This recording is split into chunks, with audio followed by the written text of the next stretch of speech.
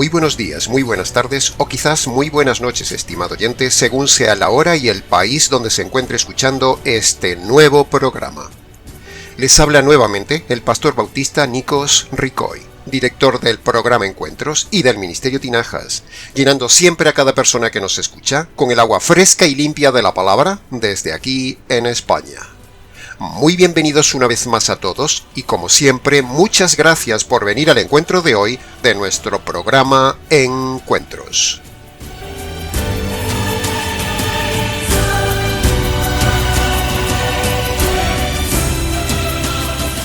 Como muy bien sabe la mayoría de nuestra audiencia, en el Ministerio Tinajas somos auténticos defensores del estudio expositivo de la Palabra de Dios. Nuestros alumnos lo saben, nuestras clases son siempre expositivas. Nuestros comentarios escritos en el canal son expositivos. En la radio, allí donde predicamos, y en el canal hemos sido siempre así, detalladamente expositivos. El verdadero arte de la interpretación bíblica. El estudio expositivo, primero, es el mejor sistema antisectas, antimanipulación de los pastores falsos y antierrores doctrinales. Segundo, el estudio cuidadoso y detallado de cada parte de la palabra de Dios, o sea, el estudio expositivo, es el mejor método para estudiar la Escritura, para entenderla, para evitar doctrinas erradas y para disfrutar de las riquezas que hay en las profundidades coralinas de la palabra de Dios. El estudio expositivo es como bucear lentamente entre las bellezas del fondo del mar, descubrir sus misterios, admirarnos de su abundancia, sumergirnos en su variedad, en sus maravillas y disfrutar así de algo tan hermoso como es la teología, el verdadero conocimiento del Trino Dios y sus pensamientos para el hombre. Algo sublime.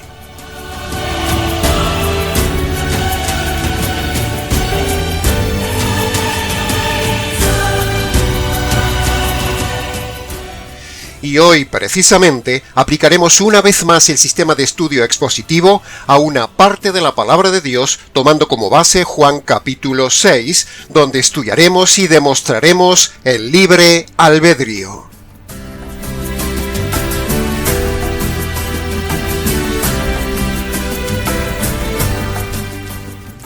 A lo largo de toda la Biblia, desde Adán y Eva, cuando recibieron libremente las vestiduras que Dios le dio, hasta el último acto voluntario de rebelión del hombre en el milenio, toda la Biblia demuestra radicalmente el maravilloso libre albedrío del hombre y, dicho en términos populares, la libertad de decisión humana en lo espiritual. Por lo tanto, hoy haremos dos cosas. Primero, demostrar el maravilloso regalo de Dios al hombre, que es el libre albedrío. Y segundo, aplastar, denunciar y desmontar la mentira de que el hombre no tiene libre albedrío espiritual. Hay cientos de pasajes en la Biblia que demuestran claramente el libre albedrío del hombre. Por lo tanto, escuche bien, estimado oyente, este argumento. Si hay tantos pasajes que hablan del libre albedrío en la Biblia, entonces, los pasajes que usan los calvinistas para negar el libre albedrío del hombre necesariamente tienen que estar forzados y mal interpretados en su contexto, porque la Biblia no se contradice y en la Biblia solo puede haber una sola interpretación de cada tema, y gracias a la ley de la hermenéutica a fortiori o a la ley hermenéutica de la inferencia, concluiremos hoy que es imposible negar el libre albedrío en la Biblia. Pero hay por ahí una secta perversa que manipula y fuerza algunos pasajes para negar el libre albedrío. La Biblia muestra claramente, estimado oyente, los dos dones más maravillosos que Dios le dio al hombre y que debemos agradecer a Dios que nos hace semejantes a ellos: el razonamiento y el libre albedrío. Así que, dicho esto, le ruego preste atención al estudio de hoy, porque iremos rápido en el viaje submarino del tema de hoy. Entremos entonces en el análisis y comentario del primer pasaje, Juan capítulo 6, versículo 35. El que a mí viene, nunca tendrá hambre, y el que en mí cree no tendrá sed jamás. Como ha visto, he hecho énfasis en dos frases, el que. Cuando usted en la vida cotidiana, por ejemplo, dice, el que quiera agua, la tiene por ahí, y el que quiera jugos, los tiene aquí. Esa frase gramatical, el que, está demostrando inferencialmente que cada uno decide libremente lo que va a beber, sea jugo o sea agua en este caso. Es decir, esa frase, el que, infiere la libertad de decisión de cada uno. De la misma manera, estimado oyente, preste atención a esto. Cada vez que usted lee en la Biblia frases gramaticales como estas, el que, los que, aquel que y similares frases, eso habla e implica libertad, libre albedrío, libre decisión personal. Y aquí Jesús, en el verso 35, está mostrando teológicamente hablando que el hombre es libre de decidir si viene a él o no, si cree en él o no, y lo demuestra por medio de esa partícula gramatical, el que. Esto que decimos es tan claro que lo entiende un niño, es pura gramática básica. Cuando Jesús dice en el verso 35, el que a mí viene, eso infiere que hay gente libremente que va a él, y por deducción hay otra gente que no quiere venir a él. O sea, hay libertad. Y cuando dice el que en mí cree, eso muestra también inferencialmente que hay personas que deciden creer y que hay personas que deciden no creer. O sea, hay libertad, así de sencillo. Ahí está la libertad de decisión espiritual humana, estimado oyente. Irrefutable argumento que se repite en el versículo 35 2 veces, se repite en todo el capítulo varias veces y se repite en todo el libro de Juan. Contundente. Pasemos ahora al análisis y comentario de Juan capítulo 6, versículo 37. Lo que el Padre me da, vendrá a mí, y el que a mí viene, no le echo fuera. Cuando llegamos al verso 37, que está después del verso 35, obviamente, vemos que toda persona que tiene sed espiritual y quiere ir libremente a beber, entonces el Padre lo toma de la mano y lo lleva a beber a Jesús, que es la fuente. Ese es el protocolo teológico, estimado oyente. El protocolo teológico que vemos aquí en estos dos versículos, el 35 y el 37. Todo empieza en la libre decisión del hombre de querer beber, versículo 35. Y entonces el Padre ve esa inquietud y esa necesidad en la persona de querer beber, lo toma, lo lleva al Hijo, y entonces el Hijo lo salva, como dice el versículo 37. Por eso dice el pasaje, lo que el Padre me da, o dicho en otras palabras, la persona que me trae el Padre, yo lo recibo, porque previamente esa persona se movió buscando satisfacer su sed, como vimos en el versículo 35. Nos preguntamos, ¿por qué se lo da el Padre al Hijo?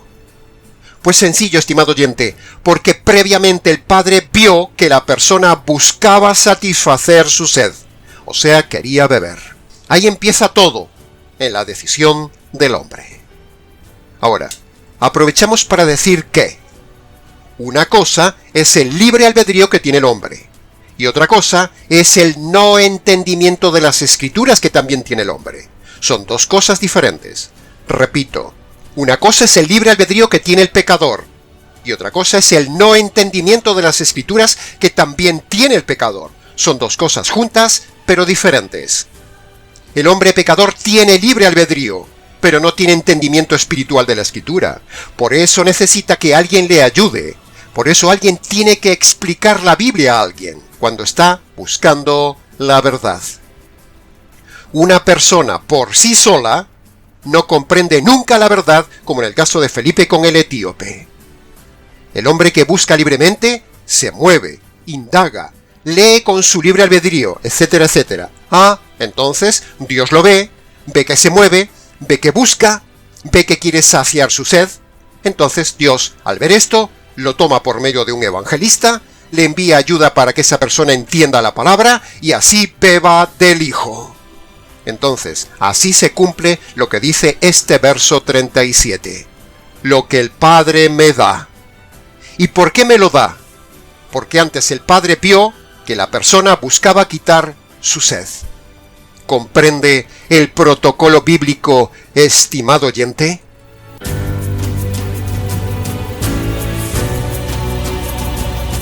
Pasemos ahora al comentario de Juan capítulo 6, versículo 40.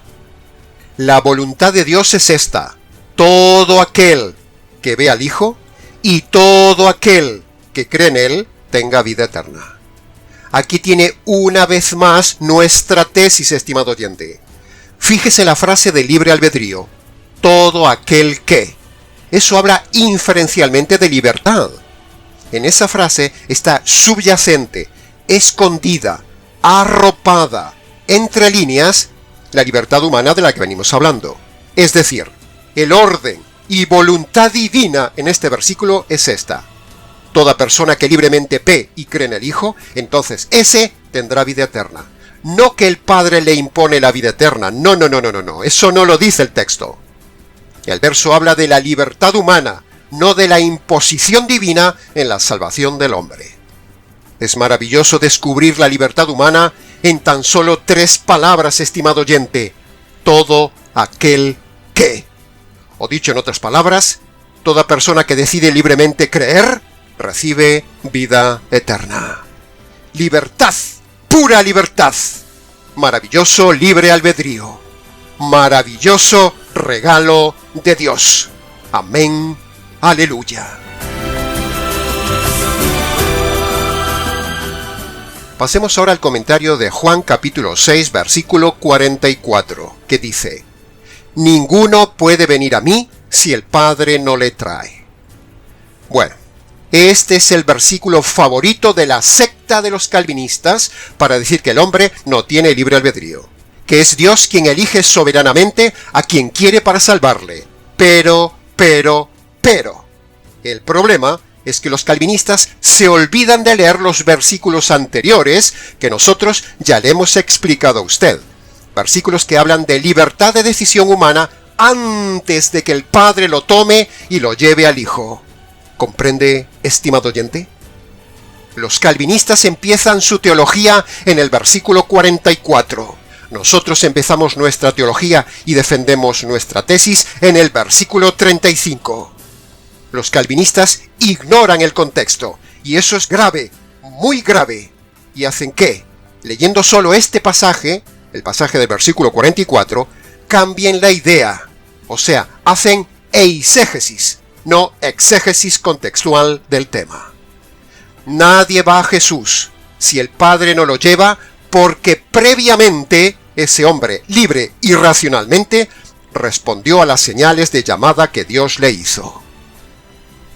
Todo hombre que usa su razón y usa su libre albedrío para buscarle, el Padre lo ve, entonces el Padre lo toma, el Padre lo dirige al Hijo, y es ahí cuando el Hijo lo salva.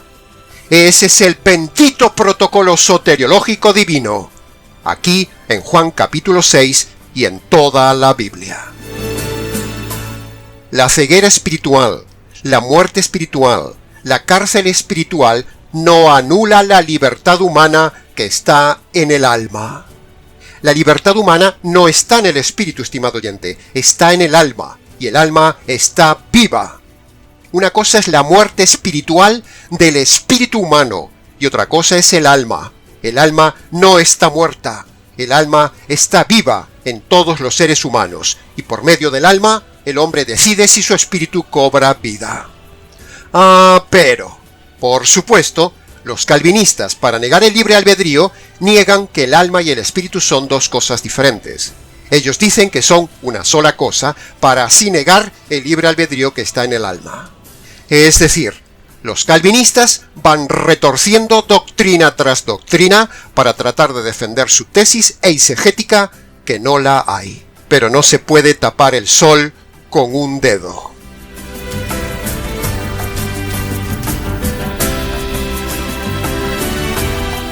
Escuche esto ahora muy importante, estimado oyente. Preste mucha atención, repáselo luego y mírelo en pantalla. La Biblia muestra que hay 2 grupos humanos. Primer grupo, el grupo de hombres que busca la verdad racional y libremente. Y el segundo grupo es el grupo que responde libremente a los llamados de atención de Dios, por ejemplo, por medio de las cosas duras de la vida, enfermedades, accidentes, pruebas, etcétera, etcétera. Entonces, ante cualquiera de estos dos grupos, el Padre lo toma y lo lleva a su Hijo. Hay gente que busca a Dios, estimado oyente, y hay otra gente que no busca a Dios, pero Dios se cruza providencialmente en su vida para que le busquen. Ambas formas están en la Biblia. Los dos grupos, el que busca y el que no busca, pero Dios se cruza en su vida. Los calvinistas solo ven un grupo, el grupo de los que no buscan a Dios. Pero no solo hay un grupo, hay dos. Y esto que decimos es ex cátedra. Pasamos al análisis y comentario de Juan capítulo 6, versículo 45. Así que, todo aquel que oye al Padre y aprende de él, viene a mí, dice Jesús. Ahí tiene una vez más nuestra tesis de libre albedrío, estimado oyente. En otras palabras, el versículo dice, el Padre hace señales, el Padre hace ruido, el Padre llama a voces al hombre. El Padre pone oportunidades en el camino del pecador para que el hombre oiga como Dios lo llama, y entonces cuando algún hombre oye y aprende que Dios le está llamando, o sea, se da cuenta de esas señales de cómo Dios lo está llamando, entonces el hombre libremente se mueve ante esas señales, responde, actúa en su libre albedrío y empieza a seguir la voz del Padre. Y cuando el Padre ve que el hombre responde libremente al estímulo de llamado, entonces el Padre lo toma y lo lleva al Hijo, como vimos antes. Por lo tanto, volvemos al mismo punto del protocolo soteriológico divino. Punto 1. Dios hace ruido. Punto 2. El hombre oye el ruido de Dios, se gira, presta atención, responde y busca. Punto 3. Dios ve que responde y entonces le pone a alguien en el camino a ese hombre para que le ayude. Punto 4. La persona oye el Evangelio del Hijo. Y punto 5. Si el hombre en su libre albedrío recibe ese Evangelio, entonces el Hijo lo salva. Estos son los 5 pétalos del verdadero tulipán bíblico, no el falso tulipán calvinista. Lo repetiremos hasta el cansancio. Nos admiramos, estimado oyente, de este maravilloso protocolo salvífico de armonía entre el libre albedrío de Dios y el libre albedrío del hombre. Dos libres albedríos entrelazados entre Dios y el hombre. Una danza armónica y maravillosa de libres albedríos que termina en la salvación del hombre. Amén. Aleluya.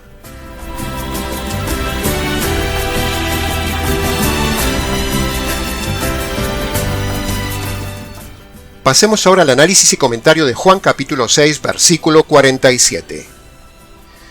De cierto os digo, el que cree en mí tiene vida eterna. Como se ha dado cuenta, he hecho énfasis una vez más en la partícula gramatical el que.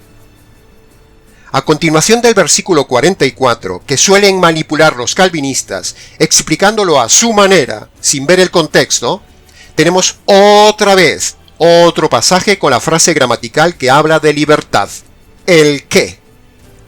Por si no había quedado claro, antes y después del versículo 44, que es el verso que manipula a los calvinistas, Juan vuelve a mostrar la frase del libre albedrío diciendo, el que cree. Es decir, eso muestra que hay gente que decide libremente creer, y por lo tanto, por pura lógica, hay otras personas que deciden libremente no creer, como ya dijimos antes en el comentario del versículo 35.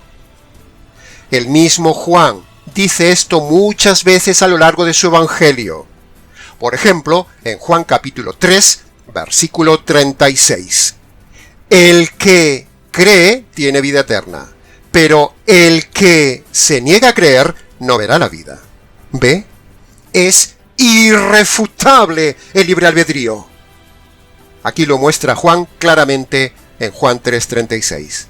Porque en Deuteronomio capítulo 10, versículo 17, y en Hechos capítulo 10, versículo 34, dice que Dios no hace acepción de personas eligiendo a unos pocos solamente, sino que, como estamos viendo, el que decide su salvación es el hombre.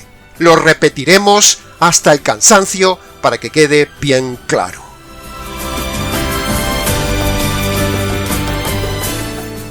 Pasemos ahora al análisis y comentario del último versículo, Juan capítulo 6, versículo 51. Si alguno come de este pan, vivirá para siempre. Terminamos el análisis expositivo nuevamente con este versículo, donde vemos una vez más, en esta cadena de versículos, la frase gramatical contundente que derriba la doctrina calvinista de negar el libre albedrío. Aquí el texto dice, si alguno, es decir, el que decide comer ese pan vivirá eternamente. Eso implica que hay gente que no quiere comer ese pan. O sea, hay implícito el libre albedrío en este versículo, como en todos los versículos que hemos comentado anteriormente. Está tan claro, estimado oyente, que lo entiende un niño. En todos estos pasajes de Juan hemos visto inferencialmente la libertad humana. En todo el Evangelio de Juan vemos siempre la libertad humana y en toda la Biblia también se muestra inferencialmente de muchas maneras la libertad humana. Maravillosa libertad humana. La secta de los calvinistas usa la historia de Lázaro para decir que el hombre está muerto espiritualmente, por lo tanto Dios tiene que hacer todo, y el hombre no tiene libre albedrío. Pero entonces, si un calvinista usa el pasaje de Lázaro para tratar de demostrar la condición espiritual del hombre como muerto espiritual sin libre albedrío, entonces nosotros también los confrontamos con el pasaje donde el Señor le pregunta al enfermo imposibilitado, en Juan capítulo 5, versículo 6, lo siguiente: ¿Quieres ser sano? ¿Ve? Ahí tiene, estimado oyente, cómo Jesús está dando oportunidad de libre albedrío a un hombre paralítico. ¿Paralítico? Sí. ¿Sin libertad? No. De la misma manera en lo espiritual. ¿Paralíticos? Sí. Pero sin razonamiento y sin libre albedrío, no. Pero si a esto le sumamos lo que dice Juan capítulo 5, versículo 40, que dice: No queréis venir a mí para tener vida. ¿Ve? Ahí tiene el libre albedrío perfectamente contextuado en el tema de la salvación. Jesús está diciendo que el hombre no quiere. Eso habla de libertad. O sea, ambos pasajes, Juan capítulo 5 versículo 6 y Juan capítulo 5 versículo 40, complementan lo que hemos dicho antes. Hablan de total libre albedrío por parte del hombre en un contexto de salvación. Argumento calvinista derribado. El hombre es libre, aún en su estado de imposibilidad salvífica. El hecho de que no podamos ganar ni fabricar la salvación, soberanamente diseñada por Dios, no impide que podamos escoger libremente esa salvación, que conste en acta. Y para terminar nuestra tesis anticalvinista y en defensa del libre albedrío, escuche ahora este razonamiento sacado de Génesis. Preste atención y síganos atentamente. Punto número 1. El hombre en Génesis, después de la caída, aún pudo oír la voz de Dios. Por lo tanto, esto demuestra que el hombre no estaba totalmente inhabilitado en lo espiritual. No fue Dios que le abrió el oído. Adán ya lo tenía abierto aún en estado de caída. Punto número 2. Dios, en su libre albedrío, decide llamar y buscar al hombre. Punto número 3. El hombre, en su libre albedrío, decide libremente salir del escondite y decide libremente hablar espiritualmente con Dios. Por lo tanto, el hombre no está inhabilitado, como dicen los calvinistas. El modelo de Génesis es anticalvinista. Punto número 4. Dios decide libremente hacer el sacrificio del animal inocente a favor del hombre culpable. Y punto número 5. El hombre decide libremente recibir los vestidos que Dios le da. El hombre no se niega, no se resiste, no sale corriendo. Dios no se lo impone. El hombre pudo haberse negado a recibir los vestidos de Dios, pero no lo hizo. Eso habla del libre albedrío del hombre ante Dios en la salvación. ¿Ve cuánta abundancia de libre albedrío hay por parte de ambos, el hombre y Dios, en Génesis? La misma libertad que ejerce Dios, el ser espiritual perfecto por excelencia, también la ejerce el hombre pecador caído. Ambos, el perfecto y el imperfecto, usan la libertad en los mismos actos entre ellos. ¿No le parece increíble la evidencia del libre albedrío?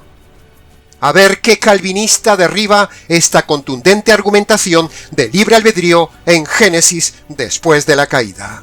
Que conste en acta.